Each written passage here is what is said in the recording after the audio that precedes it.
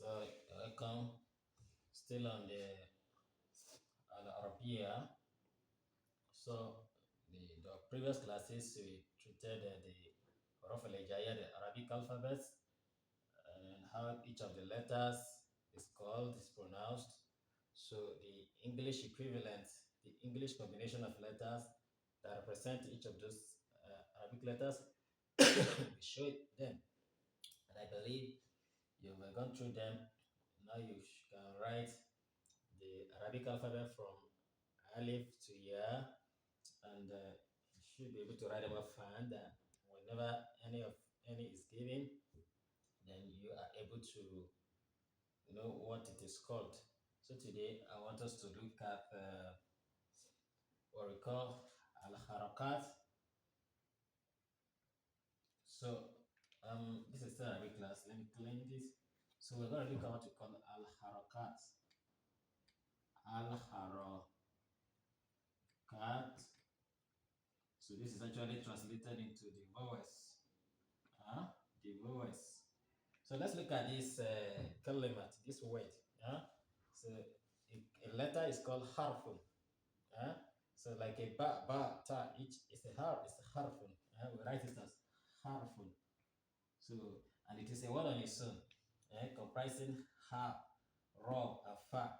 So, in the word of an Arabic, they are written, they are formed from the letters, those letters, one or more of those, 28 letters. So when we say harfun, it's a kalama, it's a word which is used to, which means letter. That is this alphabetic letters. That is what it means. And this particular word is composed of three letters, three of those 28 letters. The how, this is the how, this is raw and fa. So harf, harf.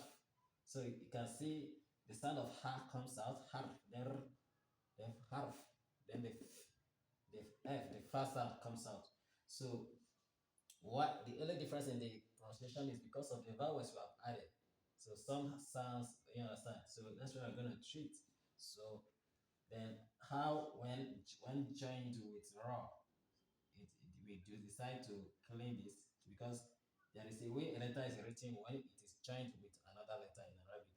So some letter, depending on its position, whether it occurs as the first letter of the word or it occurs in the middle or at the last letter, then they may be written the way it is written in the alphabet, or you have to cut out a part of it in order to join it with the next letter or the letter that comes before it. So that we are going to learn, inshallah. So today we are going to look at the vowels. So the vowels, as we know, in English Arabic, in the English alphabet, the vowels are five. The A, E, O, U. So that when you have a letter B and it goes with this, you say ba. When it goes with this, you say be. When it goes with I, you say by or B. When it goes with O, you have bo. When it goes with T, you have boo. That is in the English. So similarly, we have such in the Arabic, but the way they are, it is not one of those 20 letters. So they are just a different symbol. Understand? Like al-harakaat in Arabic, they are basically three. This is a sign, another sign, and these are the three. These three signs, we call them the vowels. So why we wrote two at the top of this line and then one under. So this line represents a letter, any of those letters, like when you have bow, when you have tau, so it represents it. Then this means you can the one that can be written at the top of a letter, then or it could be written under, then this is this. So that means two of these two words, this and this, are always found at the top. Then why this is found under. So then they have their names. We call this Fatha, Domat, and Kasra. So the this is called Fatha.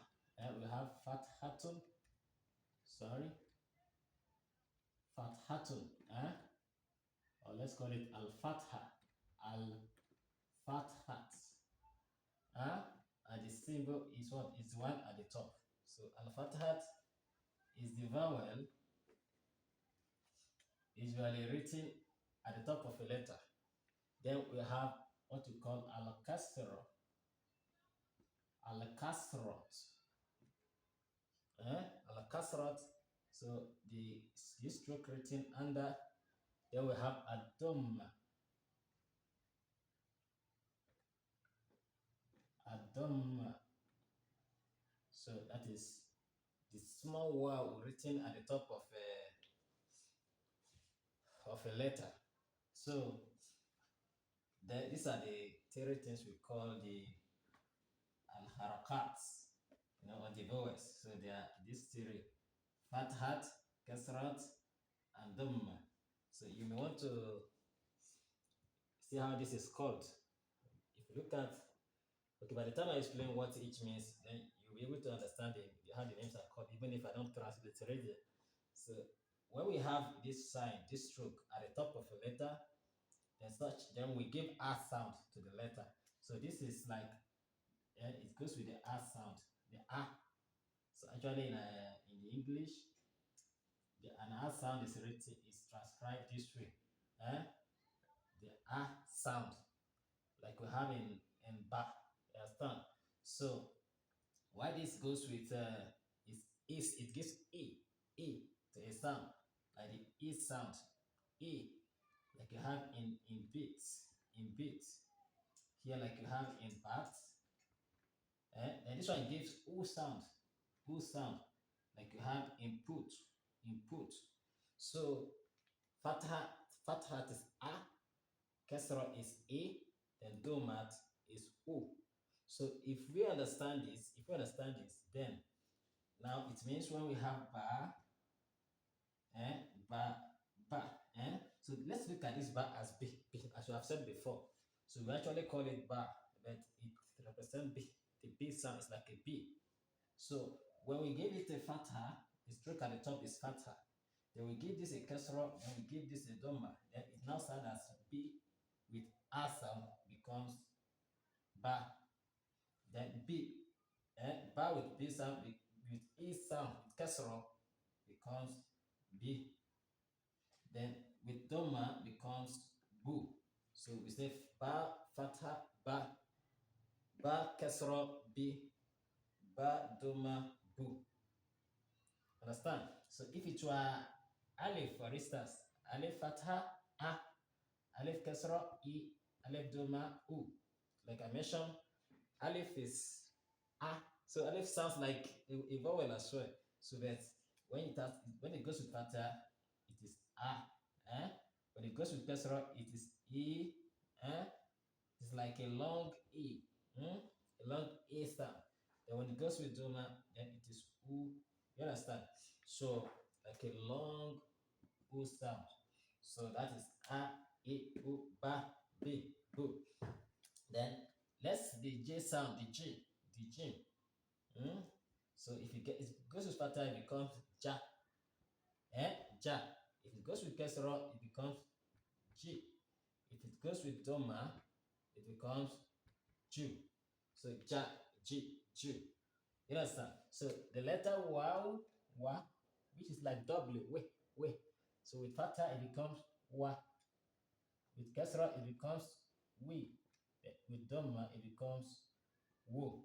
So you can give each of these vowels to all those letters, all those distinctive letters, and you try to pronounce them. So when all carries fatha, they are what? I'm going to read them as arranged. In the order they are arranged from alif or hamza to ya.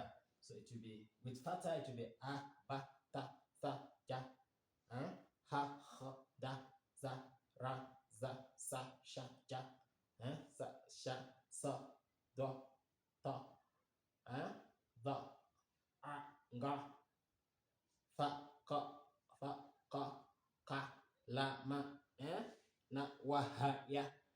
And with kasra, it will be e, b, t, th, j, h, d, z, re, z, s, sh, sh,